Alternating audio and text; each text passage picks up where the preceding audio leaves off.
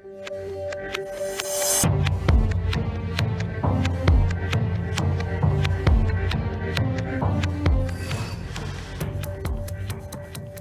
evening. Welcome to APTN National News. I'm Melissa Ridgen. The remote community in Manitoba called Shamattawa has declared a state of emergency for a suicide crisis that has left a 7-year-old in critical condition. With more on this story, here's Daryl Stranger. Shamattawa First Nation Chief Eric Redhead is worried about his community.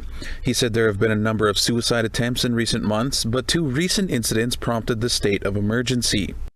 One of the reasons why we're calling on additional supports is our health team at the local level is actually, they're fatigued. We've had multiple deaths, natural deaths in the community that affected the health staff and really the entire community. That overlapping grief for our service providers at the local level, it's just overwhelming. And so we're calling on additional supports to be provided to my members. Chief Redhead said a mother of 4 died by suicide and a young child is in critical condition after an attempted suicide. The mother was Chief Redhead's 32-year-old sister. A request was made to Indigenous Services Canada for a child and adolescent mental health therapist, as his main concern is the youth. Indigenous Services Canada says they already have supports in the community. Quote, ISC will assist the community with securing child and adolescent expertise, and has also confirmed that Jordan's principal therapist and a non-insured health benefits therapist are present in the community to provide support during this difficult time.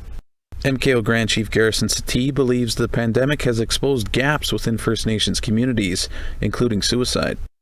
This is not addressed. It will only escalate, and the situation is critical. And throughout this year, the pandemic has exposed the gaps that exist in our First Nations, and mental and emotional health is an area that we really need to address, because the youth in our communities are suffering and they have nowhere or no one to reach out to. Daryl Stranger, APTN National News, Winnipeg. Parts of Saskatchewan, northwestern Ontario, and Manitoba are on fire. One Cree community in Manitoba had to be evacuated late Tuesday afternoon as flames raged towards houses. As Brittany Hobson reports, most band members are back home, but some aren't able to return. Travis Pronto was at his home in Mississippi Cree Nation Tuesday afternoon when things took a turn. I was just looking out my window. I was hearing like helicopters going by like crazy, so I just checked it out and seen all that fire raising to the sky. I heard a big explosion too. The forest fire reached the community located about 400 kilometers north of Winnipeg. Residents from an area called Beardy's Point had to be evacuated out of MCN. Pronto's family was one of them. Before he left, he took some videos of the fire and water bombers in the area. It was really hot, yes. We just thought our whole loop was going to burn and all these houses were going to catch on fire that were on the other side of the bushes there. And we were worried that these new houses that they built where we live were going to catch on fire too. 80 homes were evacuated to nearby Grand Rapids or Thompson. Chief Heidi Cook says 2 homes burned down, but there were no injuries. A firefighting team from Grand Rapids, along with Manitoba Hydro and a specialty team from the RCMP, were brought in to help contain the fire. They watched the fire all night. They put out 23 hotspots overnight and flare-ups, and this morning they said that the area is safe for people to come home. Cook says most of the residents have returned home except for any with chronic health issues or asthma due to the smoke. She added 8 people are affected by the homes lost. The community is working to provide shelter for them. I'm just grateful that everyone was okay and grateful that we have such amazing people to do the job that needed to be done. Wildfire danger levels remain high in the province.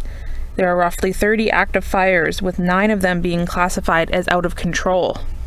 No other communities have had to be evacuated yet, but there are fires near Lake St. Martin and Dauphin River First Nation. There are also communities dealing with the high smoke levels from the fires. Brittany Hobson, APTN National News, Winnipeg. Thanks, Brittany. A dispute over the protection of old-growth trees in British Columbia has been ongoing for nearly 10 months. This week, RCMP arrested 7 protesters near Ferry Creek on Vancouver Island, enforcing an injunction granted to logging company Teal Jones to operate there. APTN's Lee Wilson has more. So we're here to stand up, and the time is now. Since last summer, an environmental group known as the Rainforest Flying Squad set up blockades to protect old-growth trees in an area known as Ferry Creek.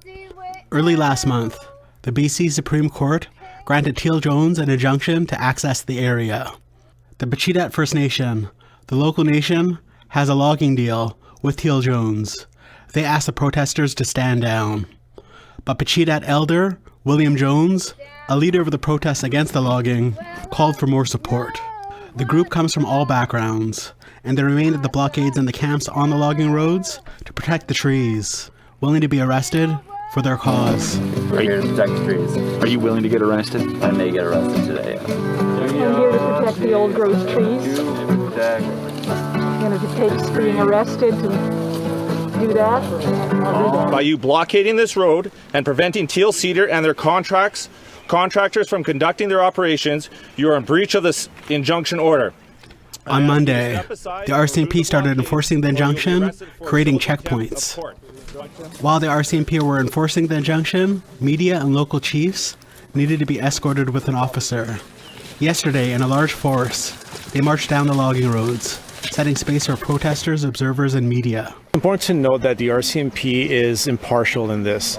It's important also to make sure that the protesters' rights are being protected with the freedom of protest, but also the freedom of the press for the reporters. We're here to stand for the people who have lived on these lands for generations. The government and industry are trying to take our lands from us, and it's ours. So we're here to stand up. Just enough is enough. We're down to the last 2% old growth here on Vancouver Island, and it's enough. RCMP officers arrested 5 protesters for violation of the injunction. A spokesperson said 2 additional people have been arrested today for obstruction of justice for trying to get past the checkpoint. The RCMP plan to continue enforcing the injunction until Teal Jones completes operations in the area. In a statement, the Rainforest Flying Squad said they retained a lawyer who will be filing applications in court this Friday to try overturn the injunction. Lee Wilson, APTN National News, Kitimat. Skylar Williams of the 1492 Land-Back Lane land dispute near Six Nations has turned himself into police. There were warrants for his arrest concerning his involvement in the seizing of the site by Mohawk activists. As Jamie Pashagumskum reports, Williams sees this as just part of the battle. So proud of you, Dicker boy. Well, let's see how this goes. Yeah. This morning, Skylar Williams took the first steps and surrendered himself to the Haldimand County, Ontario Police. Support for Williams from the Six Nations community showed up, both young and old.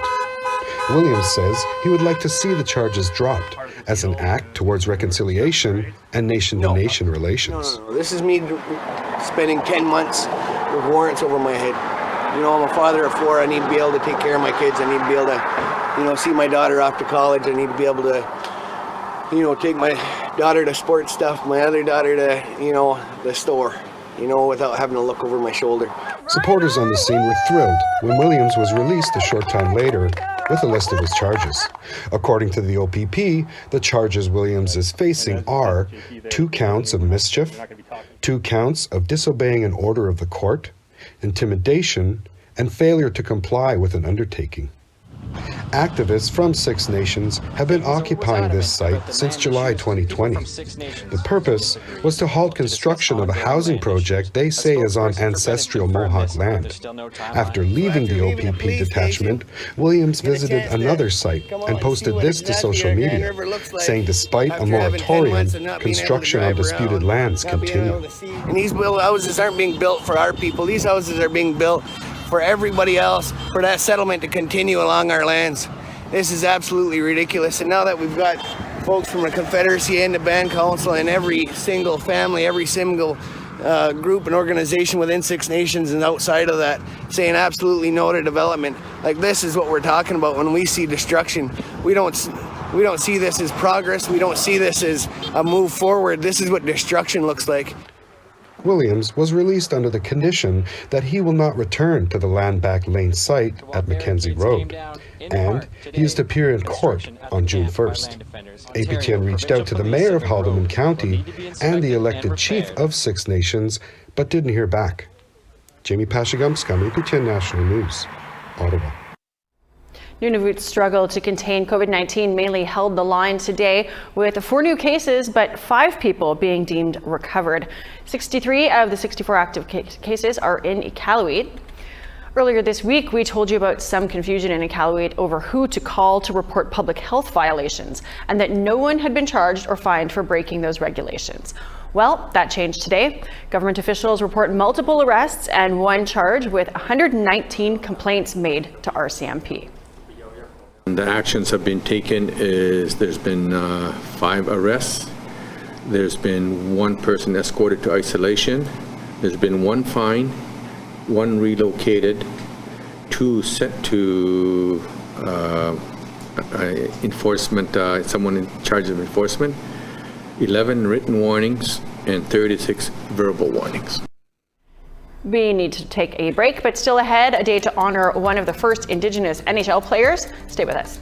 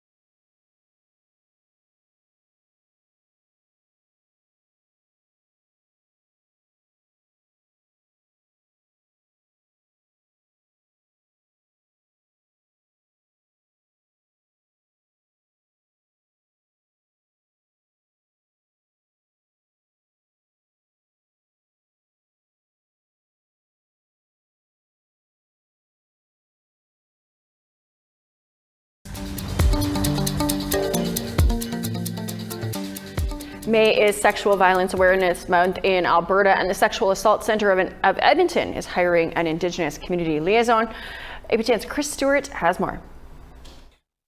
Since 1975, the Sexual Assault Centre of Edmonton has been helping victims recover from the trauma of sexual assault.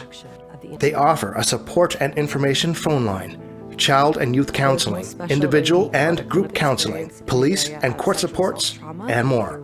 Mary Jane James is the CEO. She says that an independent study showed that 50% of Albertans have experienced sexual violence in their lifetimes. And that number is 3 times higher for the Indigenous community. I never like to put the message out there that sexual violence is increasing, but what I think I can safely say is that it's not decreasing. And I know that at our center, we have a 1-year waiting list for our programs for counseling. James says that despite the stranger danger warnings, up to 85% of sexual violence is caused by someone you know, and only 5% of victims report it. And that can be in an intimate partner relationship, can be a dating relationship. It can be a friend at school, a coach, a teacher, a faith community member, all of those things. So there is a level of trust, and there also often is a fairly significant level of power imbalance. With sexual violence much higher in the Indigenous community, the center is hiring a new position of an Indigenous community liaison.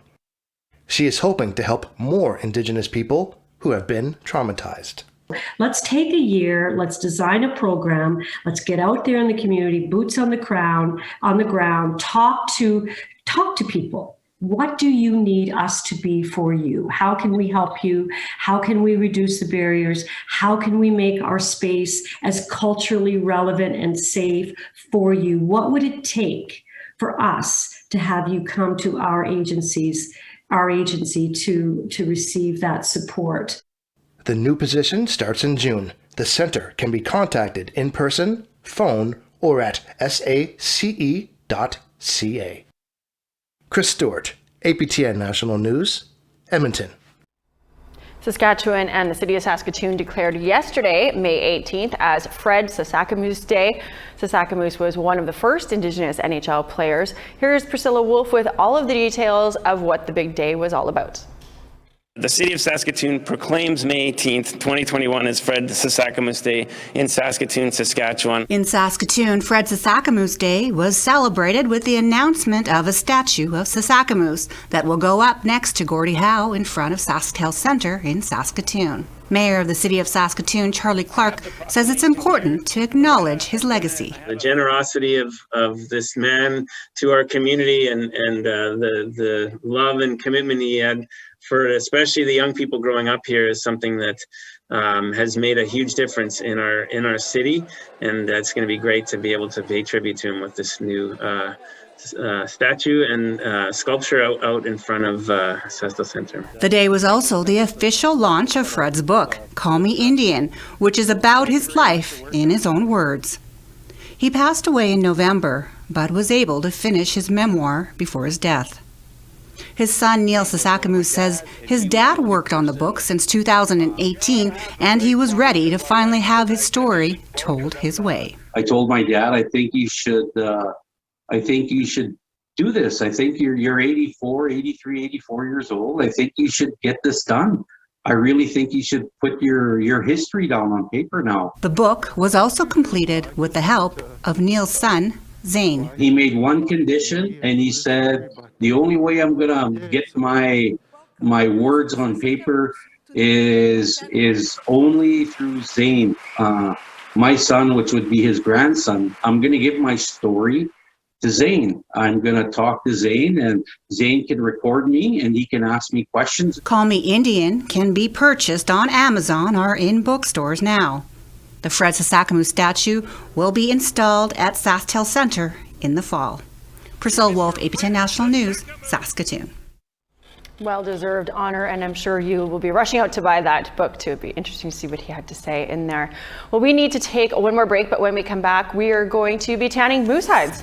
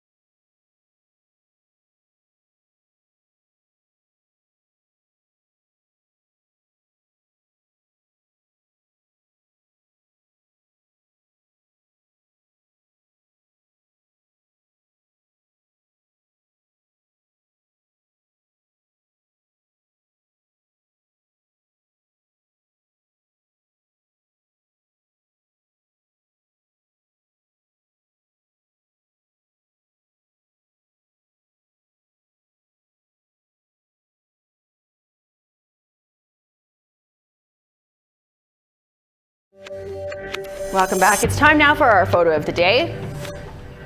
Teresa sent us this picture of her son, Jory Ballantyne. He's currently fighting fires near Grand Rapids, Manitoba, which we told you about earlier in the show. That is one lucky pup there to get saved by Jory. Prayers up for all of you fighting wildfires right now. Lots of terrifying destruction being shared on social media in this horribly dry spring on much of the prairies. Well, we love your photos. Please keep sharing them. Send them to us at share@aptn.ca for the chance to be our next photo of the day. Now let's take a look at tomorrow's weather forecast. Starting off on the east coast, we got 13 with mostly sunny skies in St. John's, 19 in sunshine for Halifax.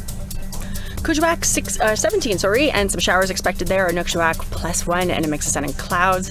Chibougamau 24 with showers expected. Quebec City showers too, 28 degrees. Toronto's cloud, 29 degrees, lots of cloud down in southern Ontario there. And in the north too, Kapuskasing and cloudy, 26, 27 in Timmins, hopefully lots of rain up there. Mix of sun and cloud, and 2 degrees for Thompson and Puckatawagan. Rain and 24 degrees expected for Winnipeg. Brandon, 13 and some showers expected. Showers in southern Saskatchewan too, 5 for Saskatoon, mix of sun and cloud, and 4 for North Battleford. 9 in sunshine for Stony Rapids, 5 in sunny for La Ronge. 13 in sunshine for Grand Prairie. Fort Chip, 9 in sunny. Mix of sun and cloud and 7 degrees expected for Edmonton, 2 with a chance of flurries for Lethbridge. Rain for Kamloops, 20 degrees, 22 in sunshine for Campbell River. Sunny in Smithers and 19. Prince George, sunshine, 17. Mix of sun and cloud and 15 degrees for Beaver Creek, 15 in Dawson City, but some showers expected there. 15 in Wrigley, sunshine there. Mix of sun and cloud, 16 for Fort Simpson. Fort McPherson is the hot spot up north, 19 degrees. Inuvik, 18, so close behind. -1 and flurries for Baker Lake. Nuyot, flurries expected there too, -6. Igloolik, -5 and some flurries expected there. Joe Haven, you're looking like you're getting some flurries too, -7. A family in Calgary has spent the past month learning the steps of tanning a moose hide. The hide will provide clothing for the entire family and revive a tradition that has been lost through generations. Tamara Pimentel was lucky enough to join them in this journey. Take a look. Edith Giroux Mack hasn't done this since she was 5 years old, but when her son Lucas Giroux took down his first moose, he saved the hide to work on as a family project. I left home when I was 15, so I never ever got a chance to work with my mom on hides, but this is a project I decided to take on for the sake of my son and, you know, my new grandchild. Lucas and his girlfriend are expecting their first child in June, so Edith traveled to Calgary from Fort Resolution in the Northwest Territories to relearn this skill with her son so he can pass it on to his future daughter. I just want to, try to revive our culture. This has been soaking like for 5 days. I'm taking advice from my aunties. They're just giving me instruction through the telephone, so it's a challenge. My mom's always been a hardworking woman, she's just proving that she's still got it, I guess, and able to do these sort of things that she's carried on from her childhood. And of course, me absorbing what I can during the process in terms of helping her set it up, in terms of helping scrape it and cut some of the hair off, and working into getting it positioned on the tanning rack. And it's been a good experience for sure. An experience that Edith's nieces, nephews, and grandchildren also took part in for the first time. And after a month of scraping, soaking, and stretching, the hide is ready for its first smoke. I feel a sense of accomplishment. Another week and I'm done. Ring it and then smoke it both sides. And then after that, I'll just soak it one last time and it's done. I'm actually proud of myself. The moose hair has been saved for tufting, and the hide, it'll provide clothing for the family, including this soon-to-be new addition. I did a lot of the other work. I took down the moose, I gutted the moose, I skinned the moose, I butchered the moose. And, getting my mom to come in and do the tanning, the hide part was something that was, tried to keep traditional, and she wanted to do something nice for me, something to give me a token to carry for the rest of my life. Tamara Pimentel, APTN National News, Calgary. Well, the AFN is having an election this year, so on In Focus today, we took the time to consider where the organization has come from and where it should be going. George Manuel is a founder of what's now AFN. His daughter, filmmaker and educator Doreen Manuel, was one of our brilliant guests. Here's a clip. The AFN has become, in its own words, an advocacy organization. What George Manuel worked with back in when he became national chief, August 20th of 1970, he was working with a lobbying organization. That's what they were building. And his first mandate was to set up a steering committee to deal with ministerial issues specific to negotiate with the government on Indian rights and treaty rights, which today you would know as Aboriginal title and rights.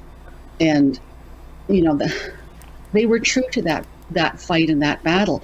One of the quotes that's in my latest film, Unceded Chiefs, he says, expand the powers that you have so as we can control our fishing rights, so as we can control our hunting rights, so as we can control education, so as we can control our whole destiny through our political initiatives. Now listen to that. Expand the powers that you have. You have today. You, I, everybody listening, we have powers. We have the power to shut Canada down and force them back to the negotiation table. What we need is an organization who is willing to step up to the plate and be that original lobbying organization and be clear about the things that we need as a people. If you missed In Focus, you can catch it on the APTN National News Facebook page right now, or you can save it for the weekend and take a listen as a podcast while you putter around the house. You can find that at aptnnews.ca/podcast. We're all out of time for your midweek news. I'm Melissa Ridgen. Have a great night. Dennis Ward will be back here tomorrow.